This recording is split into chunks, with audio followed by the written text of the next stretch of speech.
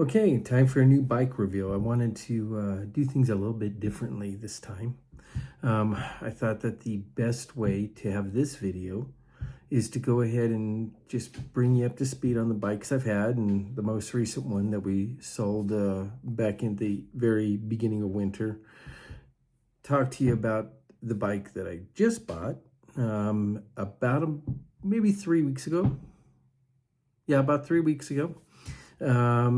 I didn't want to do an announcement that time. What I wanted to do is do a little bit of writing, a little bit of recording, so we could kind of pack in first impressions along with the reveal of the bike. So let's kind of get into it. The first thing we need to talk about is the bikes that I've had, so you kind of know where I'm coming from. Started out on Sportsters. I've had two 883 Sportsters. One of them primarily, one of them that I co-owned with someone else. And we put a lot of time on those bikes, especially the first one, which I absolutely adored, but definitely did not meet my needs for a long time. If I had the luxury to keep it as an extra bike, I would have, but financially it just wasn't an option. So that bike, we traded it in. We got and by we I mean me and my wife, we got a Fat Bob, a 2020 Fat Bob, 114. And you've seen the videos on that one as well if you go back on the channel. My daughter and I did a lot of modifications to that, a lot of upgrades. It was a very nice bike. My needs changed. One, we pretty much had maxed out the bike, and I enjoyed building out bikes. And my daughter and I were really looking at creating the channel to high performance motorcycles as well as review them. So that combined with the fact that I went from being 25 minutes away from work to being over an hour to get to work, I really wanted to get something a little bit more touring focused. So the next bike was my 21 Road King. So far all Harley Davidsons. That bike was incredible. I love the Fat Bob. I love the Road King. Those, I truly believe, after riding every Harley out there, that those two are the two best. Different purposes, but the two best for me. I really enjoyed them both. A couple of years ago, got rid of the Road King and got a classic Rocket 3, the 2300cc engine. At that point, we started to, now I'm talking about me and my daughter, started to get pretty excited about doing another brand and started doing some customizations on that bike. At first, we were, like I said, we were real excited. Unfortunately, that was short-lived. There was a lot of issues with the design on that bike that made it incredibly difficult to work on, made it incredibly difficult to high performance the way we wanted, to try to get the handling that we wanted to get out of it. We understand why the bike was made and the very specific market it went to or focused on, but I turned out not to be that person. So we sold the Rocket 3 at the beginning of winter here in Colorado, and the goal was to buy another bike at the beginning of spring. Lo and behold, was I not prepared to find out that we had one of the craziest winters here, with only 4 snows this entire winter. And out of those 4 snows, 3 of them were merely a dusting on the ground. So separate issue, separate video, the effect on the water supply, everything else has me stressed out for this summer.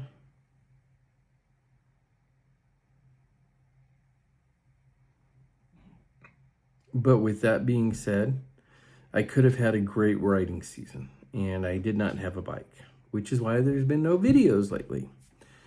Well, that's over. So we went and we purchased a new bike to us. After doing a bunch of research and trying to find something that would fit our lifestyle and what we liked about the other bikes, and even considering going back and getting another Road King, which we will talk about more in just a little bit, I settled on this bike. Now, it's real important, if you hang around a few more minutes, you'll find out why I chose this bike over another Road King. And it's a pretty valid reason that's affecting a lot of people right now. But without further ado, we chose to go the route of BMW. In particular, we did a BMW R18 Classic. It was the closest thing to style and function of the Road King, which for 2026 has been discontinued. The Road King, that is. So here's some pictures of our bike when we got it home. Now, here's the thing. When I went and started deciding, okay, I've got money, I want to buy a bike, and I really had my heart set on getting another Road King, and contacted several different dealerships in the area, 3 to be exact. Now, each one of these 3, I was very clear on what I wanted. I was flexible on colors.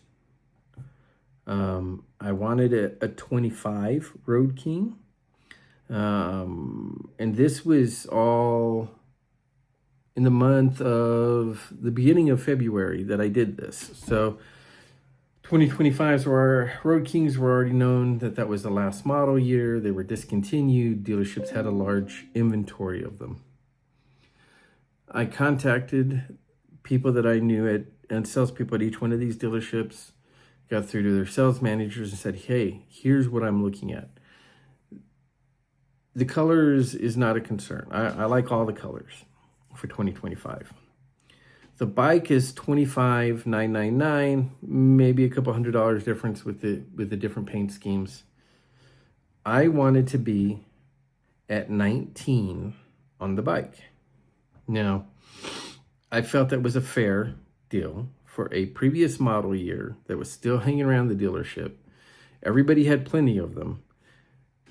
Additionally, I knew these dealerships from going in previous years, walking in and seeing massive discount tags on their prior years. So starting in February, you can go in and see tags for $9,000 off this bike, $8,000 off this bike, $14,000 off these fully decked out touring bikes, right? So I felt that the $6,000 was a reasonable thing. So we went out, or I called around. I got every one of them calling me back, telling me, yeah, they had the bikes. They would love to sell it to me for MSRP. I'm like, guys, why? I don't understand why the MSRP. And they all assured me that was absolutely the best they could do. So I hopped in my car one weekend. I went down to the closest one that I had that had, I think, 5 Road Kings. And I walked into the showroom floor, and lo and behold, there's tags on the Road Kings, $8,000 off. And I got ticked. I got very, very upset. We're not talking about it. A month had passed. I mean, like 2 days had passed. So I left and decided to open up my horizons and look at other model bikes. Started going down the R18 route. And I'll put up a link at the very end of the video for the dealership I bought this from, because they're incredible. I found this really gorgeous bike, and it was listed on their website for $9,995. Now, I thought and it had 1,600 miles on it. I thought that was a very, very good deal. I was very excited and wanted to know what was wrong with the bike. And turns out I had it inspected and nothing's wrong with the bike. It's in almost perfect shape. There's a little scuffing where they try to polish one of the chrome pipes, and that's literally it. There's nothing else on the bike that would not indicate it being an absolutely brand new bike. So I had called them up and I said, hey, I'm interested in this bike. Can you just give me your best price? Remember, they had it listed for $9,995. The salesperson contacted me back, and matter of fact, I'm going to put up here an image so you can see what they text me back, but I believe it was around $8,500 after taxes and everything. It was just a little bit over $9,000, right? Or $9,500. It came out to $9,500-ish after all the taxes and fees. And I was like, okay, I think that's a fair price. You came down, you were willing to work with me. I gave $1,000 deposit because I wouldn't be able to make it over there for a few days. Went in to get the bike, walked in with cash, and went into finance expecting to owe $8,500. And they said, no, $8,000. So they took another $500 off without me asking. Said $8,000 and we're even. So I gave them the $8,000. They prepped the bike for me, and we brought it home. I've never experienced that buying any other bike. All of the previous ones, which have all been Harley, I've had to do okay, negotiate on the bike. Okay, negotiate on the add-ons. Okay, no, I don't want that. No, I don't want that. No, I'm not paying, that extra fee for getting the bike ready. Now, I know there's dealer prep, right? Dealer prep, what, $600-700 depending on the model. Whatever the dealer prep was on the website, I was willing to pay that.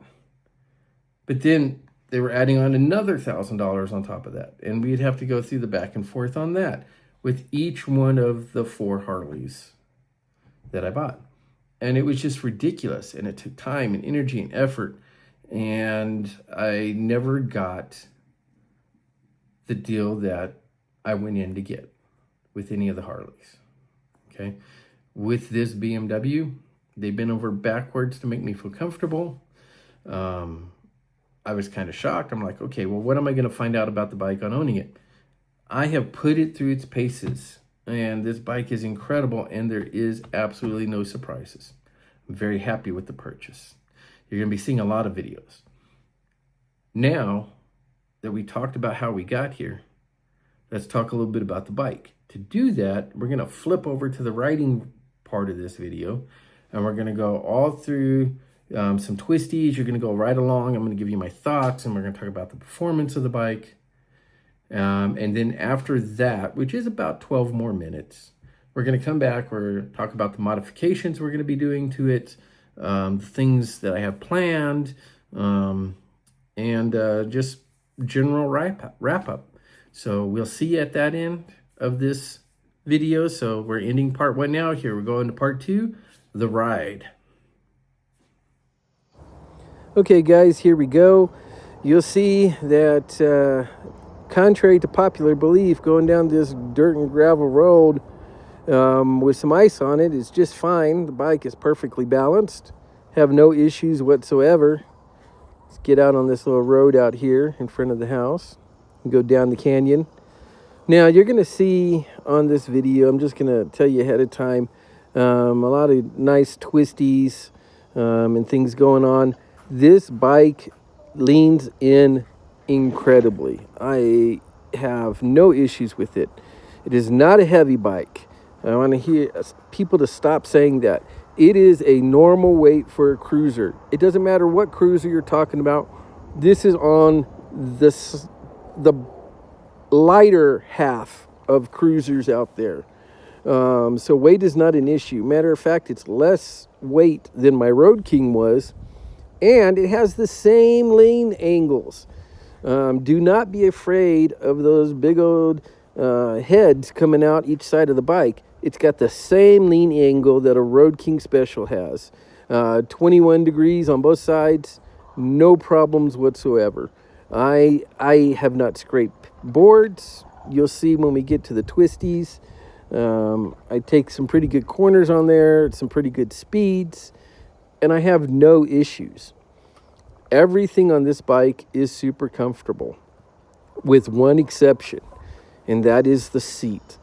After about 2 hours of riding, I started to feel the pressure hot spots in my groin area and on my tailbone.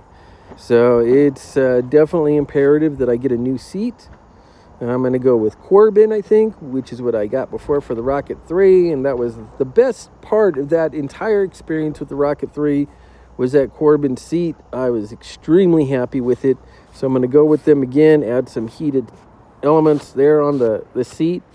Comes from the factory with the heated handlebars, and I just love them, man. Even through my thickest gloves, when you have the heat on the handlebars turned all the way up, it gets toasty.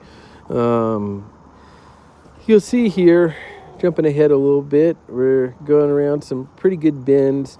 Now, the speed limit in this area, it goes between 35 and 40. And for the most part, I try to stick to the speed limit or close to 40 because it's a new bike to me. And I don't have a long history with it just yet. But I will tell you that on a couple of these bends, I do get up to about 60. The bike handles just fine. Amazing grip, perfectly balanced, the right amount of power. No complaints with the stock power whatsoever. Going uphill, going around corners, pulling the weight of the bike, doing passing, everything on this is great. I would put this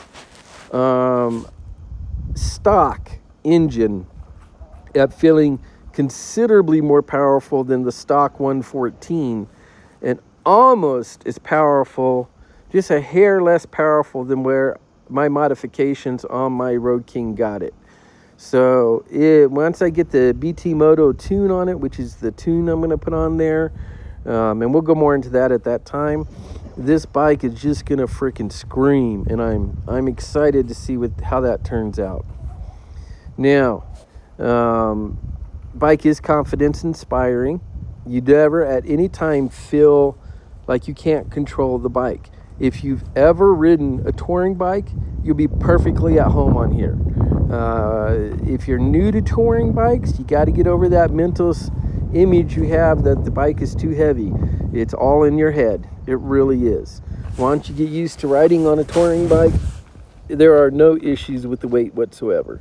And again, this bike is not as heavy as my Road King with all the mods that I put on it with the Tourer pack and everything else. This bike is not even close to that. It's about 150 pounds less wet than what the Road King was wet and loaded down. So I'm sure that we're going to add some things on here that's going to add a little bit more weight, but for the most part, this is a lighter bike than a Road King. Is it heavier than a Softail? Sure, but it's not that much. Matter of fact, it feels more nimble than most of the Softails. So just to kind of give you a reference point. Now there's a couple modes on here. There's rain, where they retard things just a little bit to give you more stability. There is roll, which is the standard mode, the tourer mode, so to speak. And then there's rock. So rock, roll, and rain. Now rock is their version of a sport mode. It does not add power more than it changes the map on the throttle. So you'll get different throttle response, which makes it a little bit more lively, and it definitely adds a lot to the characteristic shake of the bike, as well as the sound coming out. It sounds completely different in rock mode than it does in roll mode.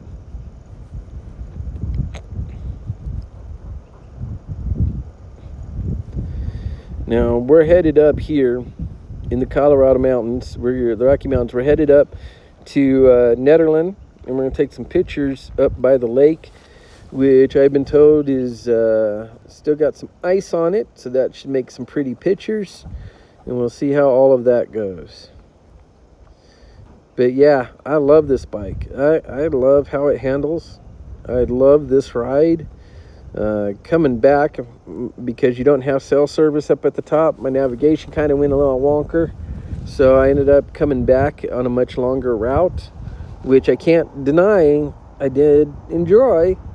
But the ride was a couple hours longer than what I was expecting when I went out. And again, the only thing that I had any complaints about was after 2 hours, the seat became uncomfortable, the stock seat.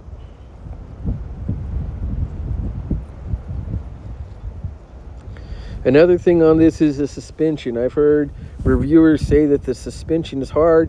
Maybe on the entry-level model, but on the Classic here, I've had no problems. Again, it is softer and absorbs more than my stock suspension on the Road King Special, my 21 Road King Special. It ate up bumps and grooves and checkers and everything that you can find on these mountain roads without any problem whatsoever. I had no jarring slam downs, nothing. And I hit some pretty good imperfections in the road. And this bike just ate it all up. Didn't lose stability. Everything just went A-okay.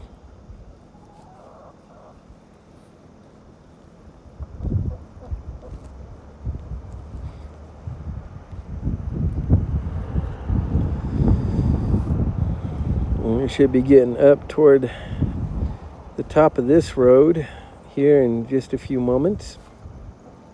It's of course, as you can see all that snow and ice on the ground, the temperature is much lower up here than it was when we started out, and I really appreciated those heated grips. The windshield is providing plenty of wind coverage. Never had any complaints about the wind coverage from this bike. And believe it or not a lot, even though my legs are mostly exposed, except for where the jugs cover it, I didn't get a lot of wind blast on my legs. So I was very impressed by that.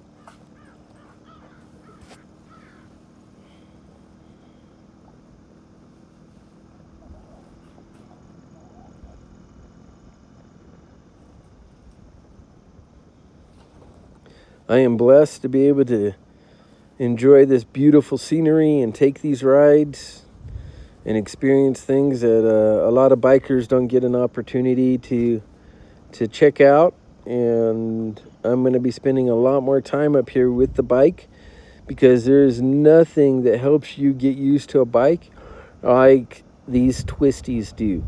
You really pick up the minutia of detail that you need, that's characteristic to each individual bike, and it makes you such a better rider. So we will be spending more time up here, especially as the spring and then summer progress.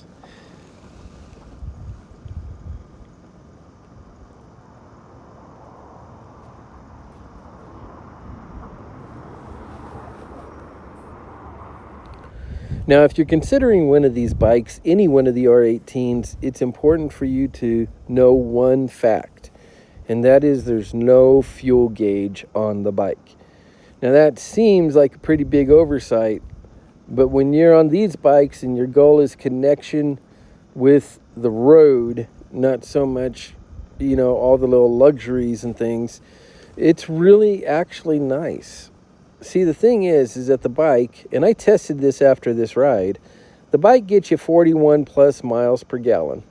Now, I will have to do a double check on that once we do the tune on it, but 41 miles per gallon. So let's just say an average of 40. When you're on that last gallon, the light comes on and tells you, and I found out that there's a reserve even beyond that just in case.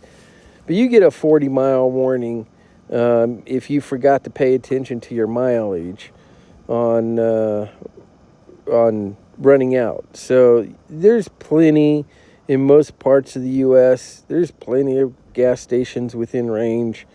But even if there aren't, when you're planning, you just got to take into account, at 40 miles a gallon, how many gallons you have when you start out and how far that's going to get you. You got a couple of trip meters on here, so you're able to calculate that pretty easy. But again, it's being responsible and keeping an eye out and making sure that you're prepared for the journey that you're going to be on. Now, coming up here, we're going to pull over to the side. We're going to take a couple of real nice photos. And once that we wrap all that up, we'll go back and talk about what we're going to be doing to the bike and the final conclusions on everything. But this is a little lake up there at Niederwald in the Rocky Mountains right above Boulder. There you go. Such a gorgeous, gorgeous view. You see the ice on the lake there. Okay. As we pan in or back to see the bike here, you'll notice that one of the cool things about this bike are those spoked wheels right there. Here's the thing. When you get the spoked wheels, means you got a tube in there, a tube inside the tire. And I'm really thinking about switching out the wheels so that I can go tubeless. Don't know, but you'll be part of the journey, so you'll get to see once we're done. Okay, so as you can tell, I pretty much love the bike. So far, so good, but I'm highly impressed. Did not expect much out of the R18 when it first came out, and I'm really happy with it. I am. Let's see what the next coming months have to offer, but yeah, it's looking good. So what are we going to do? We're going to put some bar end mirrors on here. One of the downside with these guys here, these mirrors, is that they're not adjustable. You literally have to undo the stock nut down here at the bottom to reposition them. You can't do it on the fly. So we're going to get some bar end mirrors. We're going to get a heated seat. I think I'm going to do Corbin seat again. I was very happy with the last seat I got from them. Yep. Maybe do something with the windshield, but so far that stock windshield is the perfect height for me. No buffeting, helmet in the wind, no wind or motion on the chest. It's just like I like it. So maybe not. We're going to put some engine guards on there. I'm going to chrome out the headers so that they match the pipes. We're going to put the BT Moto tune on it. That's going to be a big one. That's a lot of extra power. There's a bunch of pros to using BT Moto for the tune.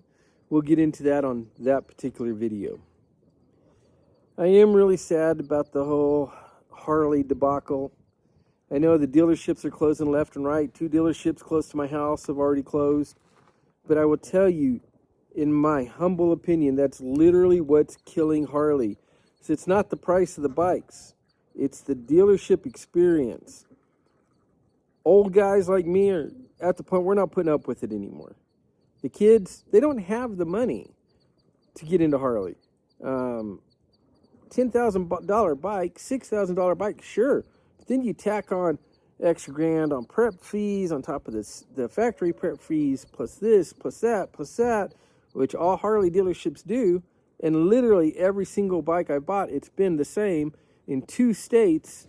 It's ridiculous. The kids can't afford this. They can't afford, to have a place to live, let alone get into a Harley.